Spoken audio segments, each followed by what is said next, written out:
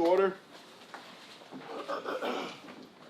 Alright, the record reflects we are back in session, parties and council are present, all members of our jury and our alternates are present, and Mr. Imes, you may continue your examination. Thank you. Mr. McStay, when you mentioned before the lunch break, you were happy for Joseph that he was getting married this summer, right? Yes, sir. Tell us about that day. What do you remember about it? I just remember it was close to November of '07. It was in San Juan Capistrano.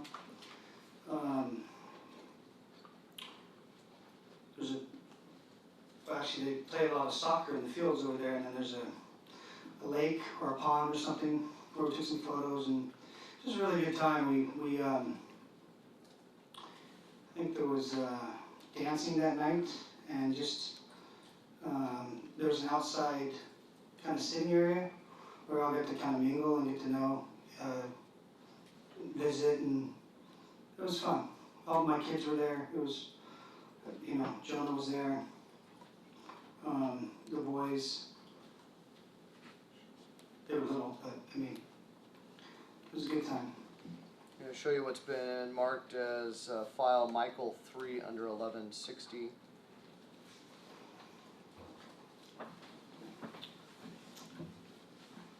Who's in that picture? A lot of handsome men. Thank you very much.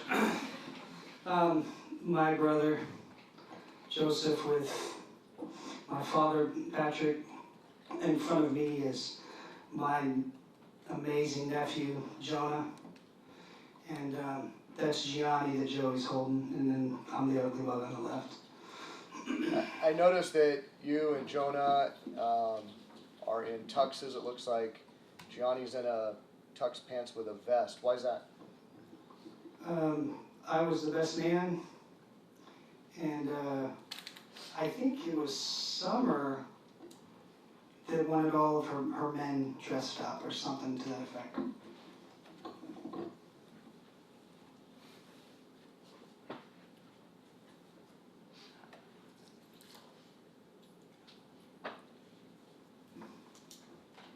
And showing you Michael 4 out of 1160. Do you recognize that?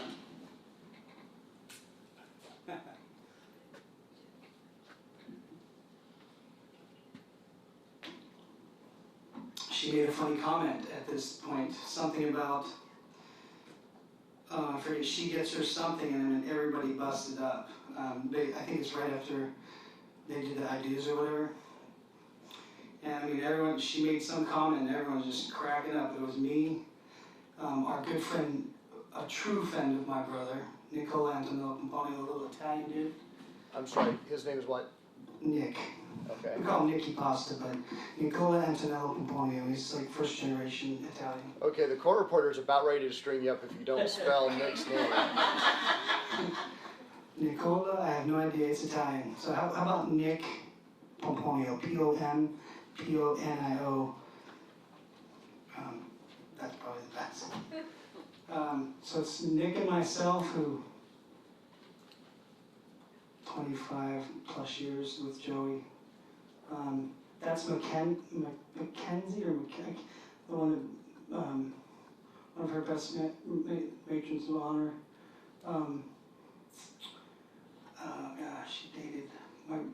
She dated the guy that my brother played soccer with, Alan Geller, forever.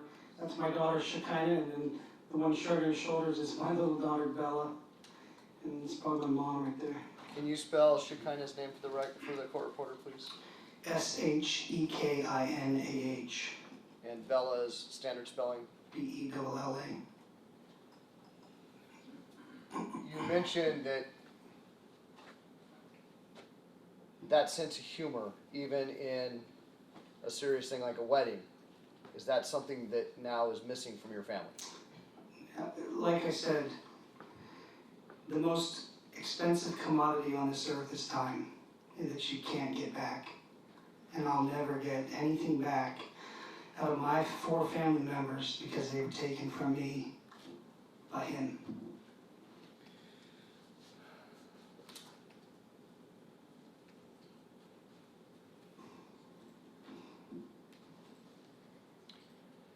And by this time, both Gianni and Joseph Jr. had been born, right? That was 07, they were both born, yes, sir. And in your interactions with your brother since they were born, how was he as a father? I think it really rejuvenated him, you know. He still did the same things he did forever. Left the house with a bowl of oatmeal, a banana, an apple, and a cup of coffee, and he went to work. But there was just a pep in his step. He was happy. He loved San Clemente, which his little office was in San Clemente. Like I said, right by the OC Tavern. He was still surfing. He just adored summer. And, you know, like I said, he didn't do, you know, 5 years after his first divorce, he just kind of didn't date seriously, didn't do anything. And then once summer was in the picture, it was cart in front of the horse, and here we go. And he was happy. I'm going to show you what's been marked as Michael 5 on 1160 and ask you if you recognize that photograph or who's in that photograph.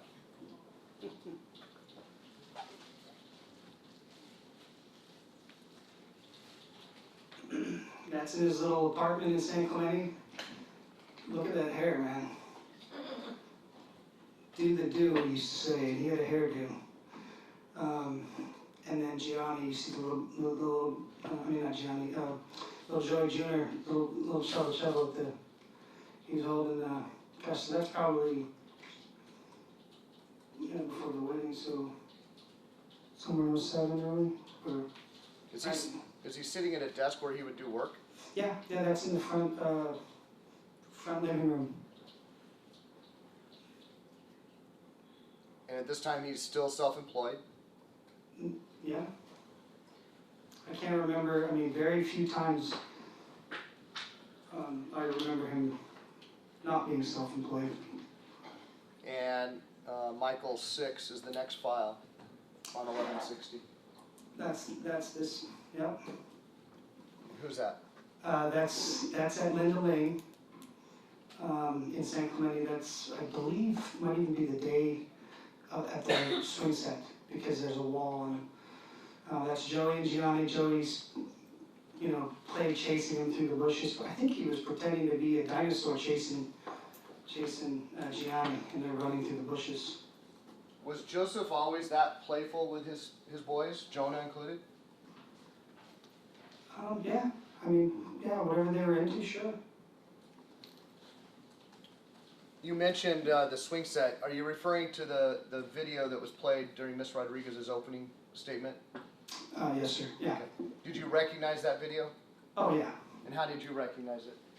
I've seen it before, but I think it's probably from his Facebook, or no, YouTube page. But I think it might even also be, if not if it's from his page, I've already seen the video before. And that file, I have it on a still. The file was called Swinging Video from 1160, and I deposited it there. Do you recognize the playset? Yeah, that's the bottom of Linda Lane. If you continue down the hill, you'll end up at the beach, Linda Lane, which is like a state park. Which the beach trail is right there. So you can hop on it right there and basically ride bikes or walk all the way down to Calafia, which is the state park, South State Park of San Clemente.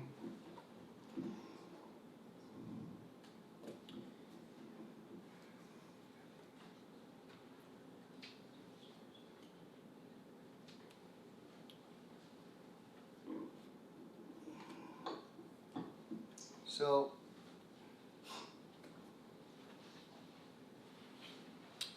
you previously testified to a lot of the events surrounding February of 2010. But what I want to ask you is, what is the last memory you have of being in contact in some way with your brother? I think you asked me this so I think my last phone call with my brother was February 1st, if I remember. And it's because I realized later, if you can go on Joe's YouTube page, he had posted a video the day before, which was baby Joey's birthday, January 31st. And I remember either he called me or I called him because I saw the video. And we were talking about the video where little Shubba was pretending to make Mama a cappuccino. And Joey's, again, narrating it, and they're laughing and giggling, and then they give Summer her morning cappuccino. Joey's bragging about, oh, I bought this Italian coffee maker, or whatever he's into, but I guess he kind of picked that trait up from my mom, which, we didn't have a lot growing up, but, my mom worked hard, 2 boys, single mom, and always made it fun. So I think Joe just made stuff fun for his kids, and just tried to make it that much better. Fast forward to February 13th, when you go to the house. February 13th? Okay. What were you thinking at that time?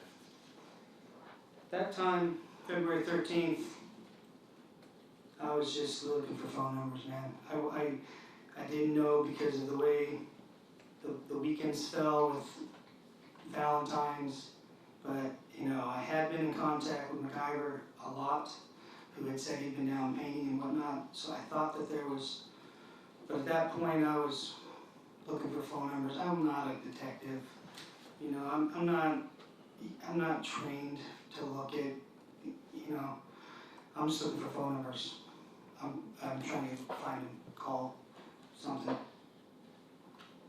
I'm not looking at, what you guys are looking at.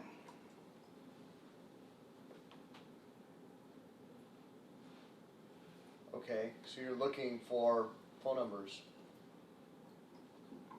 Yeah, just to see if they're okay.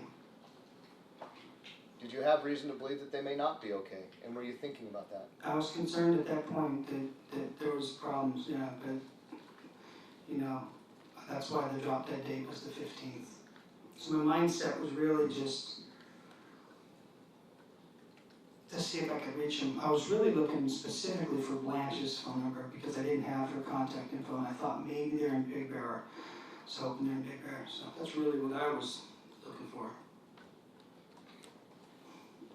When you come back on the 15th, and you've now contacted the Sheriff's Department, what are you thinking?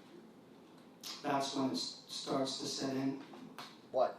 That there could be a major problem, and your mind starts racing. And especially when all the policemen start showing up and they're homicide, they're not just, people in normal, clothes and stuff. So it's just, and then all the questions, just, I don't even remember how many hours I was in the car with Dugal and Heiss or whatever her name was. And then it starts to become, heavy. Heavy how? Just everything emotionally. Everyone deals with stress and pressure differently, but it just starts to become a weight. It's not just. I'm not talking about a hiker that just went hiking and disappeared, fell off a cliff because he slipped, or whatever. You're talking about a family of 4, a 3-year-old who just turned, a 4-year-old who just turned 4, you know, 3 or 4 days before. There's a whole plethora of stuff we were thinking about. You know, you gotta take diapers, you gotta take this. I mean, so you just start thinking, your mind is all over the place. You're all over the place. How long do you think you were down there on the 15th? Total. I know I left the job in Huntington Beach Harbor after Tingley told me to come down in the morning-ish time, and I didn't, and it was way dark by the time I got home. 9. I had to order pizza for my kids and stuff, the neighbor. So, 9 hours, 10 hours, 12 hours. And after all that time, sitting in front of your brother's house and under those circumstances, you're going home, what are you thinking? Your mind's racing, there's just a lot going on. It didn't make sense with me, you know, knowing my brother just bought the house, knowing he just wanted to remodel it, move back to Orange County, you know, sit on it a few years, and it didn't line up with his plan. And then, you know, to not take the dogs, which Bear is, was, Summer would say, her first child, you know, to not say goodbye, or, you know, for a man and who's just connected. I mean, like I said, 25-year true friends, real friends,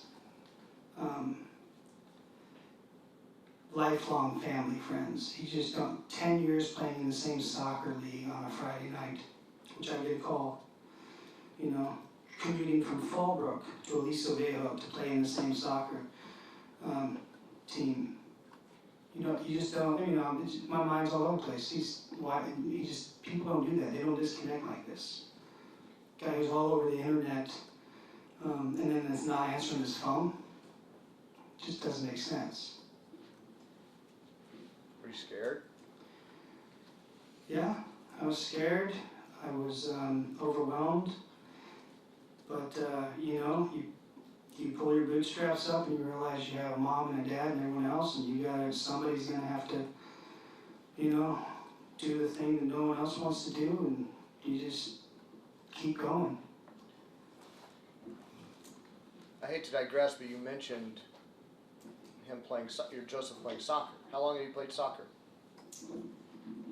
It was almost 10 years at that I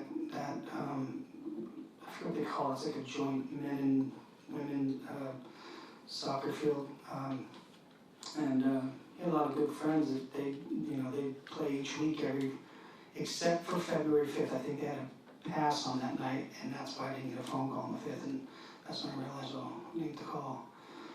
And then they were supposed to play the following Friday, I believe, and he was connected to that for almost 10 years.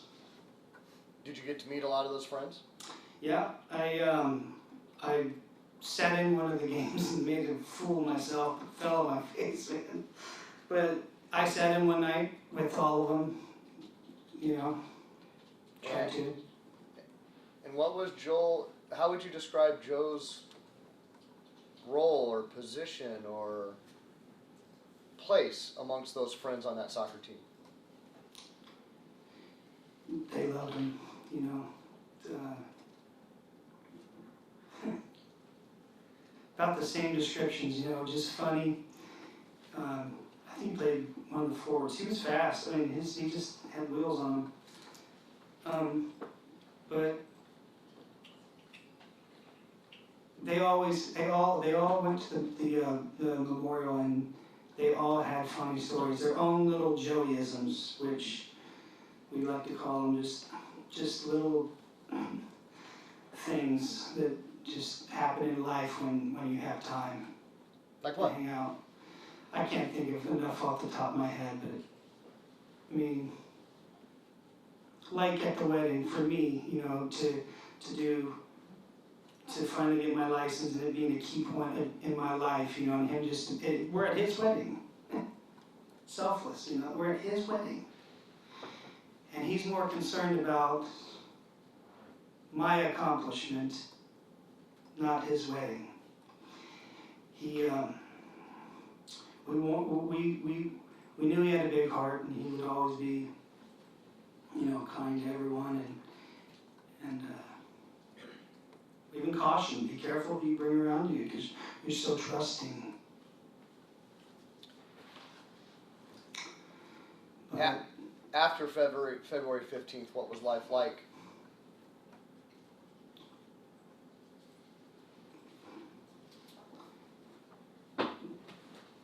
almost 4 years of trying to keep hope, and I started a McStayFamily.org site to try to generate leads for the detectives. That all went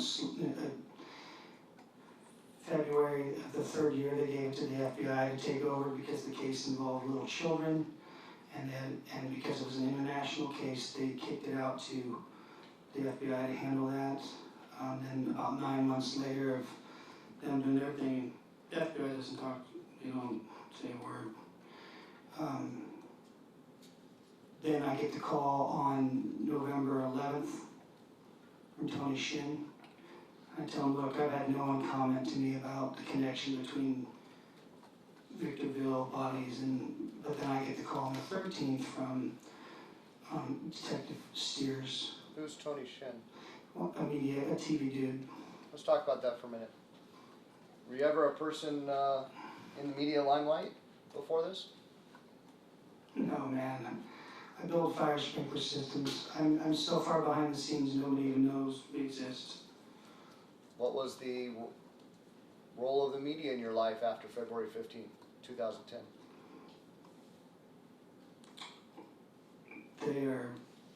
They won't leave you alone. I mean,